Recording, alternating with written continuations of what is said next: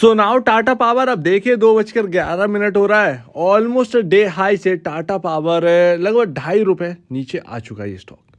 मैंने आपसे पिछली बार जब टाटा पावर के ऊपर बात करी थी तो फंडामेंटल टाटा पावर के इतने अच्छा नहीं रहा, लेकिन यहाँ पर मैंने आपसे कहा था कि टेक्निकली जब फंडामेंटल समझ में ना आए तो टेक्निकली अपने आप को शिफ्ट कर दें, वही यहाँ पर कर देना था। और यहाँ पर वही जो हमने बात करी थी उसी रेंज में आकर रुका है और वहीं से प्रॉफिट बुकिंग भी आई है। तो आज की तेजी के बाद यहाँ पर टाटा पावर का पी रेशियो देखिए 20.32 है और यहाँ पर इंडस्ट्री से काफ़ी हाई पर आ चुका है। बहुत ज़्यादा नहीं लेकिन कुछ हद तक हाई पर आ चुका है टाटा पावर का पी रेशियो।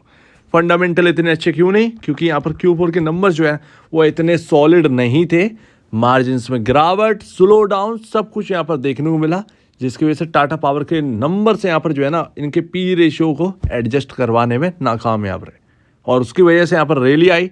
10 रुपये में देखिए 10-15 रुपये की रैली में आपका टाटा पावर का पी रेशियो कितना ज़्यादा दिखाई दे रहा है। और टाटा पावर का आप चार्ट देखिए, जो कि यहाँ पर मोस्ट इंपॉर्टेंट अभी फिलहाल तो यही है। फंडामेंटल को बहुत ज़्यादा किनारे रखिए, चार्ट पर ध्यान दीजिए, यहाँ पर आप समझने की कोशिश करिए कि क्या हुआ है।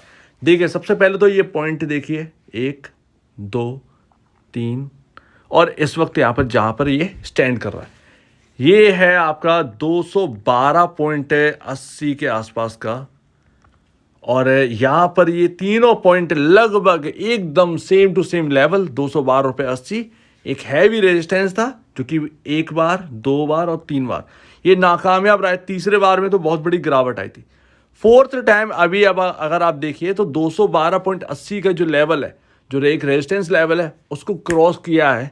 उसको क्रॉस करने के बाद 215 गया। 215 पर एक हर्डल था जो कि मैंने आपको बहुत पहले बताया था, 212 से 215.40 ये एक हर्डल वाली रेंज रहेगी। 212 को अगर क्रॉस करता है तो फिर 215 के आसपास अटकेगा। अगर वो 215 भी निकलता है तो फिर आप ये यहाँ पर समझिएगा कि एक अच्छा खासा मूव मिलेगा टाटा पावर में।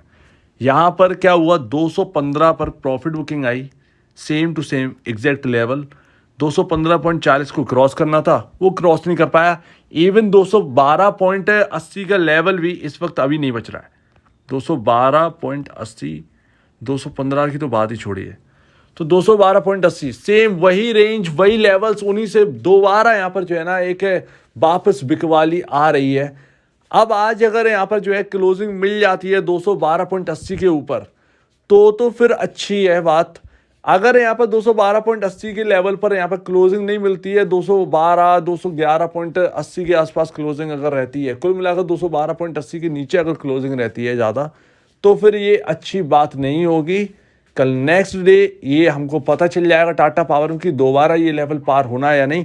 अगर कल के दिन दोबारा यहाँ पर सेलिंग आ जाती है तो डेफिनेटली कहीं ना कहीं ऐसा लगता है कि ये दोबारा फिसल चुका है 212.80 के लेवल से। उसको पार करने में काफ़ी ज़्यादा प्रॉब्लम हो रही है टाटा पावर को। तो ये तो यहाँ पर क्लियर यहाँ पर दिखाई दे रहा है। और यहाँ पर जो प्रॉफिट बुकिंग हो रही है अगर वो बढ़ती है तो फिर बहुत मुश्किल है।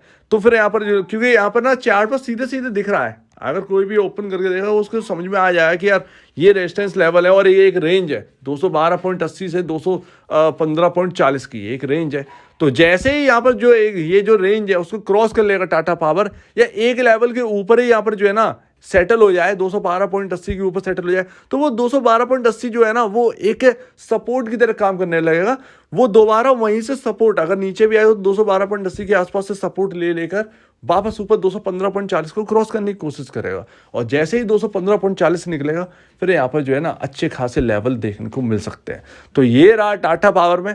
फिलहाल यहाँ पर हम ये नहीं कह सकते कि कोई ब्रेकआउट हुआ है, फिलहाल हम ये नहीं कह सकते कि यहाँ से दौड़ना स्टार्ट कर देगा। ये रेंज को पार करना बहुत ज़रूरी है। टफ है, टफ इसलिए क्योंकि एक बार ये रेजिस्टेंस नहीं मिला, ये 3 बार रेजिस्टेंस है, 3 टाइम का है, 3 बार रेजिस्टेंस। अब टाटा पावर के कॉम्पिटिटर पर भी जरा नज़र डाले तो कि पावर सेक्टर में चल क्या रहा है, तो एक ही बार में सारी बात कंप्लीट हो जाएगी। 2 सबसे बड़े कॉम्पिटिटर हैं टाटा पावर के, एक तो JSW एनर्जी, दूसरा आपका है यहाँ पर अडानी पावर। JSW एनर्जी में क्या चला, देखिए ऑलमोस्ट 400 के लेवल से ये डाउन है, ऑलमोस्ट 30% से ज़्यादा यहाँ पर जो है थोड़ा सा 30%, ऑलमोस्ट 30 to 35% के आसपास डाउन साइड है अपर लेवल से अगर देखें इसके अंदर। लेकिन ये अभी जो है ना एक ठीक जगह पर है, मतलब ऐसा नहीं है कि काफी ज्यादा दिक्कत में बहुत सारे रेजिस्टेंस है, ऐसा नहीं है। और सबसे बढ़िया जो चार्ट है वो अडानी पावर का है। इस वक्त अगर आप देखेंगे तो रेजिस्टेंस लेवल्स के ऊपर बैठा है। अडानी पावर के अंदर भी गिरावट यहाँ पर 401, 420, 410 रुपए, 420 रुपए के आसपास से है यहाँ पर अगर देखें। लेकिन अडानी पावर की कुछ अपनी अपनी दिक्कतें थी, लेकिन अब वो रिकवरी के मूड में है और वो कहीं ना कहीं वो प्लेस्ड भी है अच्छे लेवल्स, अच्छे चार्ट्स पर। अच्छे चार्ट जो है ना वो अडानी पावर का बना हुआ है। रेजिस्टेंस ऐसा नहीं है, रेजिस्टेंस अभी काफ़ी ज़्यादा ऊपर है। तो अडानी पावर देखिए किस तरीके से बढ़िया तरीके से प्लेस्ड है इस वक्त। बाकी अगर आप अडानी एनर्जी देखें तो फिर यहाँ पर जो है ना वो ग्रीन एनर्जी का स्टॉक वो अपने रेजिस्टेंस के पार भी नहीं पहुँच पा रहा है। लेकिन अडानी पावर जो है वो पावर सेक्टर के अंदर जो आप देखें तो भाई बेहतरीन कर रहा है। और टाटा पावर भी ऑलमोस्ट अगर देखें तो ऑलमोस्ट 300 के आसपास का यहाँ पर जो है ना हाई था, 300 के आसपास का हाई था, ऑलमोस्ट 30% की आसपास डाउन साइड है। तो वो सभी पावर स्टॉक्स के अंदर 35 से 35% के आसपास गिरावट है। ऐसा नहीं है कि सिर्फ टाटा पावर के अंदर है, सभी जो पावर स्टॉक्स हैं उनके अंदर 30 से 35% है। तो मैंने वो आपके सामने सारे कवर करके दिखा दिए, ऐसा नहीं है। और चलेंगे तो सब साथ साथ चलेंगे। तो सिर्फ 215 रुपए पर यहाँ पर नजर रखें, 215.40 पर जैसे ये निकलता है और आप यहाँ पर नजर रखिएगा कि टिकने लगे 215 के ऊपर टिकने लगे और यहाँ पर वॉल्यूम बढ़ने लगे, फिर आप यहाँ पर देखेंगे 215 को किस तरीके से एक बेस बना ले और बेस बनाकर ऊपर चलने लगे। अब वो कितना हाई जाएगा वो तो बात की बात है, लेकिन 215 के ऊपर निकलना बहुत इंपॉर्टेंट है। वही आप देखिए 215.40 पर नजर रखिए। सो उम्मीद है आप पूरी बात यहाँ पर समझे होंगे। फंडामेंटल तो अभी फिलहाल अच्छे नहीं है, लेकिन टेक्निकली अपने आप को शिफ्ट करके रखिए। ये क्वार्टर पूरा नेक्स्ट क्वार्टर तक टेक्निकली शिफ्ट रही है। फंडामेंटल में अभी कुछ नहीं है, वो हम लोग बात कर चुके हैं। मार्जिन कुछ इस बार अच्छे नहीं आए हैं इतने। इसके साथ साथ आप अपनी भी रिसर्च कर लीजिए इसके ऊपर और आप अपने ब्रोकर से भी इसके बारे में पूछ सकते हैं। तो आपका क्या कहना है इसके ऊपर कमेंट सेक्शन में कहिए। और अगर आप इस वीडियो को प्रॉब्लम है, कुछ पूछें, कुछ बताएं, कुछ कहना है तो प्लीज कमेंट सेक्शन में कहिए। और आप वीडियो देखने के लिए बहुत धन्यवाद दोस्तों।